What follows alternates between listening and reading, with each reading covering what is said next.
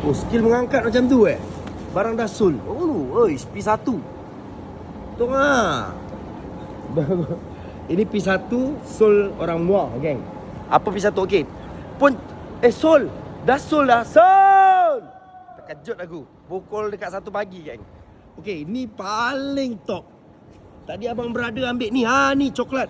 Kalau korang tengok, okey, ini coklat kilang P30 yang sponge cheesy tu. Japanese King cheesecake. Yang itu warna coklat macam sama tapi lain kilang, geng. Itu P1. Macam Bojan tunjuk dengan korang, daripada 16,000 ni P1. P1 16,000 lebih, 14,000 lebih untuk P1. Yang 18,000 lebih yang macam ni, macam ni. Ni pun Sol 1 Melaka. Yang ni tadi abang berada Medan, warna coklat.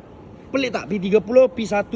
Okey, macam Bojan tunjuk dengan korang, warna coklat tu warna apa? Ni Sol 1 Selangor. Kalau korang tengok, ini Muar 18,000 lebih, P30 Sol juga. Lagi satu, ni baru sampai kilang P1. Ini 18,000 lebih pun Sol juga, 18,000 lebih Sol. Okey, yang ini P20. Nampak tak? Bentuk sama, tapi korang tengok ada macam-macam kilang yang boleh masukkan sebab minat orang kata sama, betul? Wah, ni abang berada tengok P20, sepat empuk, lemak berkrim juga ramai. So, ini adalah gudang Bojan, geng. Tutup jam 1 pagi. So, ramai ingat malam dah tutup. Oh tak, guys, sebenarnya kat sini malam macam basah. Tapi Bojan akan buat video bila customer dah balik. Sebab Bojan kena fokus dengan customer apabila customer ada. Macam tu abang Acik dari Segamat tengah nak sol. Gudang Bojan, type je gudang Bojan semua bertempat. Wah, dah sol, geng. Okey, tengok Bojan nak tokok balik. Ini pun dah 2 set yang sol kat sini.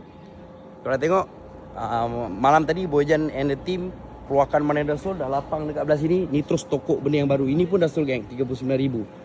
Ni ada acik-acik yang tengah sol. Dekat luar pun ada. Sebab tu kalau korang nak tahu, Bojan tak sempat nak buat video ataupun buat live. Oh, sana tengah sol orang Muar. Sana tu sol sofa P6. Aladin lawa gila, geng. So inilah gudang Bojan. Stok saya ada, insyaAllah. Macam korang tengok ni, baru tokok lagi. Malam kita keluarkan semua yang dah sol. Ini pun dah sol. Itu meja tu pun dah sol. Bos, korang datang ke gudang Bojan terus. Sempat lagi untuk delivery ni. Sihat, bos? Alhamdulillah. Dari mana, bos? Daripada Negeri Sembilan. Negeri Sembilan jauhnya.